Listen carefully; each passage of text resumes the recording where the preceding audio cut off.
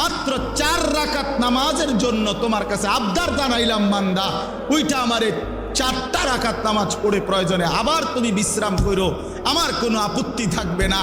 তুমি নাফরমান, সেই মালিকের দেওয়া 7 ঘন্টা 6 ঘন্টা ঘুমাইয়াও তুমি 4 রাকাত নামাজের জন্য উঠলা না। এই যুবক, যারা ফজরের নামাজ পড়ো না, তোর চাইতে বড় গাদ্দার এই জমিন আর কেউ নাই। নাফরমান, তুই বড় গাদ্দার, তোর চাইতে বড় গাদ্দারা বেয়াদব এই জমিন আর কেউ নাই।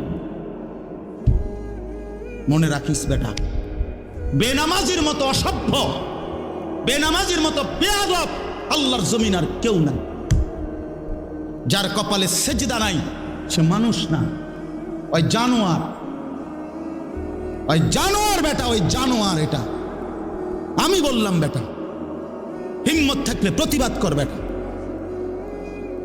যে কপালে সেজদা নাই ওটা শয়তান, শয়তান, এটা ইবলিস, এটা ইবলিস।